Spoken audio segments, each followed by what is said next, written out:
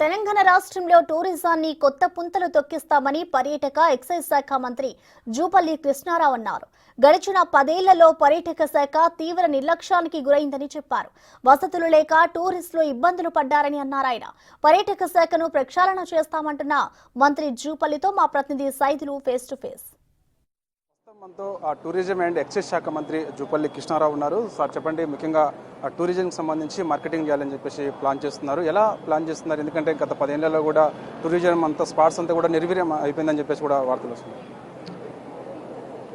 టూరిజంకి సంబంధించి మన రాష్ట్రంలోనే కాదు దేశంలో కూడా టూరిజానికి ఎంత ప్రాముఖ్యతను ప్రాధాన్యతనివ్వాలనో రాష్ట్ర ప్రభుత్వాలు కానీ కేంద్ర ప్రభుత్వాలు ఇవ్వలేదు. ఇలా ప్రపంచంలో చాలా అతి చిన్న దేశాలు, ఇటువంటి ఈ చారిత్రక సంపద లేని దేశాలు, కేవలం ఇసుక తిండిలు మాత్రమే దేశాలు ప్రపంచ పర్యాటకను ఆకర్షిస్తాం.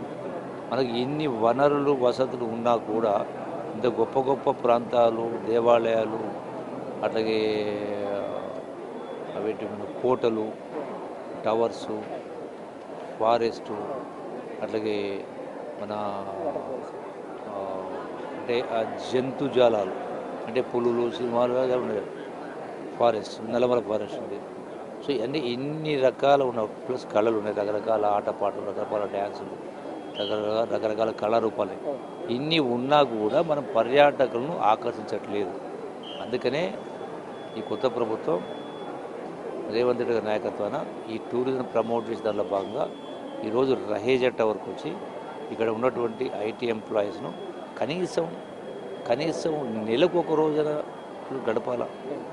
ఇప్పుడు పాశ్చాత్య దేశాల్లో, ఫారిన్ కంట్రీస్లో, అమెరికా దేశాల్లో వారానికి 5 రోజులు పనిచేస్తారు, 2 రోజులు టూర్ వెళ్తారు. మన దగ్గర 2 రోజులు కాదు, 2 సంవత్సరాలు వెళ్ళరు. వాళ్ళే ఎందుకు, నేను కూడా వెళ్ళాలి ఎప్పుడు కూడా.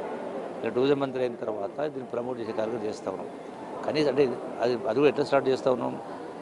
రాష్ట్ర ప్రభుత్వం ఉన్నప్పుడు ముఖ్యమంత్రి, మంత్రులు, శాసనసభ మన నుంచే మొదలు కావాలని చెప్పని మొట్టమొదటిగా మా మహబూబ్నగర్ జిల్లా అంటే అవిభక్త మహబూబ్నగర్ జిల్లాకు సంబంధించిన అందరూ శాసనసభను తీసుకెళ్ళి నల్లమల అటవీ ప్రాంతం చూపించినాం. ఒక రోజున కోయిల్ సాగరు, సరళా సాగర్ ప్రాజెక్టు చూపించినాం.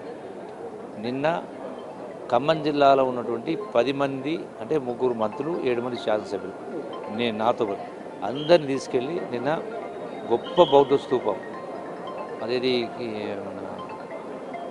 కింద సార్ కాదు, ఖమ్మం జిల్లాలో ఎక్కడ సౌత్ ఏషియా, దక్షిణాసియాలో ఎక్కడ లేనటువంటి గొప్ప స్తూపం ఉంది. అట్లనే అది నేలకొండపల్లి. అట్లాగే నిన్న ఆ నేలకొండపల్లిలో భక్త రామదాస్ ఇల్లు అంటే తానిష, అక్కన్న, మాదన్న, ఆ రాముల వారి చరిత్ర ఉంది. సో ఆ భక్త రామదాస్ ఇల్లు కూడా చూపించిన అక్కడ, అది మ్యూజియం మార్చింది, ఒక గొప్ప చరిత్ర. అట్లాగే నిన్న ఒకటి కిన్నెర సార్ రిజర్వేషన్, వీళ్ళందరూ తీసుకెళ్ళి. సో ఇవన్నిటిని కూడా ప్రజలకు కనపడేట్టుగా చూపించే కార్యక్రమం చేసి దానిలో వీళ్ళందరూ భాగస్వాములు అయ్యే విధంగా కనీసం నెలకు ఒక రోజున గడపాలా.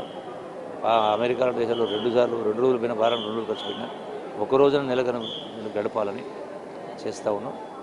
ఇందులో ఆ టూరిజం ప్లేసెస్లో కల్చరల్ టీమ్స్ ఏర్పాటు చేస్తూ ఉన్నాం. ఈ టూరిస్టులకు అవసరమైనటువంటి వసతులు ఏర్పాటు చేసే ప్రయత్నం చేస్తాం. ఇప్పటిదాకా ఏమి లేవు. అది చాలా చూస్తే టాయిలెట్స్ కూడా లేవు, తాగడానికి నీళ్ళు లేని పరిస్థితి, తినడానికి హోటల్ లేని పరిస్థితి. సో వీటన్నిటిని కూడా అంటే వాటర్ ఉంటే వాటర్ స్పోర్ట్స్, రిక్రియేషన్స్ లేదు. సో వీటన్నిటిని కూడా ఒక్కొక్కటిగా చేసుకుంటూ వస్తున్నాం.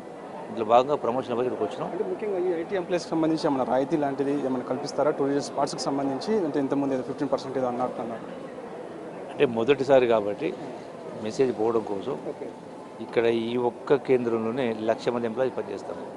ఈ రహేజా టవర్స్లో సుమారుగా 1,00,000 మంది పనిచేస్తారు. సో మొదటిసారిగా ఇది ప్రమోట్ చేయడం కోసం ఒక 15% డిస్కౌంట్ ఇస్తాం టూరిజం ప్రమోషన్లో భాగంగా. మొదటిసారి కాబట్టి ఇది ప్రతినిధి అందరికీ, అంటే ఈరోజు, రేపు, ఎల్లుండి రిజర్వ్ చేసుకునే వాళ్ళకి, రిజిస్టర్ చేసుకునే వాళ్ళకి ఇది అవకాశం. తర్వాత ఉండదు, మళ్ళీ చేయలేము కూడా. అంటే విదేశీ వాళ్ళు విదేశీ కూడా వచ్చే అవకాశం ఉంది. ముఖ్యంగా గైడ్స్ కూడా ఎక్కడ కూడా చాలా చోట్ల ప్రాబ్లమ్స్ ఉన్నాయి, ఎవరు లేరు సార్. అది ఎట్లా ప్లాన్ చేస్తున్నారు? కొత్తగా గైడ్స్ను కూడా అంటే ఈ యొక్క చారిత్రక నేపథ్యం తెలిసినటువంటి వాళ్ళం గైడ్స్గా తీసుకునే కార్యక్రమం చేస్తూ ఉన్నాం. అట్లాగే ఇతర దేశాల నుంచి ఇతర భాషలు మాట్లాడాలంటే వాళ్ళకి లాంగ్వేజ్ కూడా నేర్పించే కార్యక్రమం. అంటే జపనీస్ లాంగ్వేజ్ కావచ్చు, ఫ్రెంచ్ కావచ్చు, జర్మనీ కావచ్చు, చైనీస్ భాష కావచ్చు, అవి కూడా నేర్పించడం కోసం మా నిధిం అయితే సెంటర్ ఉందో అందులో వాళ్ళకు కోచింగ్ కూడా ఇచ్చే ఏర్పాటు చేస్తాం. ఫారిన్ లాంగ్వేజ్తో పాటు ఇవి కూడా నేర్పించే ఏర్పాటు చేస్తాం. ముఖ్యంగా సార్ మనకి టూరిజం తెలంగాణ టూరిజం స్పాట్స్కి సంబంధించి పెద్దగా ఎక్కడ కూడా ఈ మన ప్రమోషన్ విషయంలో కొంత వెనకబడినట్టుగా కనిపిస్తుంది. ఎట్లా ప్లాన్ చేస్తుంది? కొంతగా చాలా వెనుకబడ్డది, మొత్తం చెప్తే దేశంలో వెనుకబడ్డది, రాష్ట్రం వెనుకబడ్డది. అందుకే ముందు వెనుకబడ్డదాన్ని ముందుకు తీసుకోవడం కోసమే ఏమైనా చేస్తా ఉన్నాం. ఓకే, ఎస్, చూస్తున్నాం కదా, ఖచ్చితంగా గత 10 ఏళ్లలో టూరిజం స్పాట్స్ అంతా కూడా వెనకబడిపోయింది. వసతులు కూడా పెద్దగా ఎక్కడ కూడా లేవు. ఖచ్చితంగా మేము అంటే అధికారంలోకి వచ్చి 8 నెలలు అవుతుంది కాబట్టి ఖచ్చితంగా టూరిజం స్పాట్స్పై దృష్టి సారిస్తున్నాము. ఖచ్చితంగా అక్కడ వసతులు కల్పిస్తాము. ఇక నుంచి మంత్రులు, ఎమ్మెల్యేలు అందరూ కూడా ఆ సందర్శనకి వెళ్తుంటారు. అవసరమైతే ఒకరోజు అక్కడ స్పెండ్ చేస్తారు. అదేవిధంగా ముఖ్యంగా ఐటీ ఎంప్లాయీస్కి కూడా ఖచ్చితంగా వాళ్ళు బుకింగ్ చేసుకుంటే 15% రాయితీ కూడా ఇస్తామని చెప్పేసి మంత్రి జూపల్లి కృష్ణారావు చెప్తున్నారు. వీడియో జర్నలిస్ట్ హరీష్తో Saidul Big TV, Raheja mind space.